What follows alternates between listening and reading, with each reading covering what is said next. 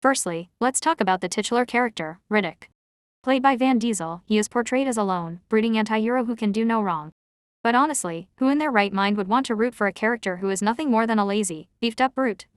I found myself hoping for the other characters to just take him down, and be done with it. However, let's give the writers some cred. In both real life and the film, humans have inherent survival instincts that drive them to adapt to new environments, overcome obstacles, and defeat adversaries. Riddick, the protagonist, is a skilled and ruthless survivor who uses his wits, strength, and cunning to survive in a hostile and unpredictable planet. Similarly, humans face various challenges in their lives, ranging from natural disasters to social and economic crises, and must utilize their innate wisdom and resilience to overcome them. The film explores the darker side of human nature, such as greed, cruelty, and betrayal. The characters are driven by their own self-interests, and often resort to violent and treacherous means to achieve their goals. In real life, humans also exhibit selfish and unethical behaviors, such as corruption, exploitation, and injustice, that harm others and undermine the common good. It also portrays a diverse group of characters with different backgrounds, skills, and motivations who must work together to survive.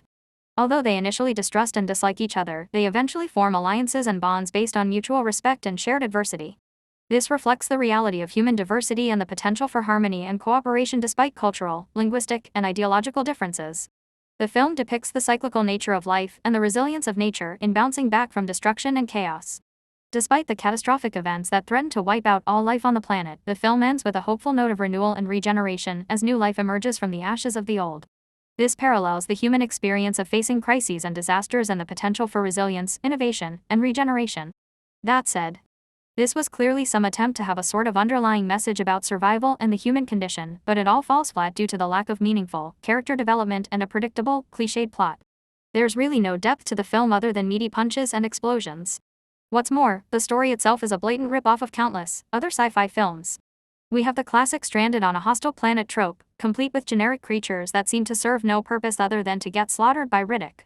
The film then decides to toss in a group of mercenaries who are equally as dull and uninteresting as the main character. And of course, we have the mandatory female love interest who serves little to no purpose, other than to provide a half-hearted attempt at adding a romance subplot. In conclusion, Riddick is a poorly executed film that adds nothing to the genre. Perhaps it is time for filmmakers to understand that pumping up the action while leaving out any reason or meaning behind it does not make for an entertaining movie. Save yourself the hassle and skip this one altogether.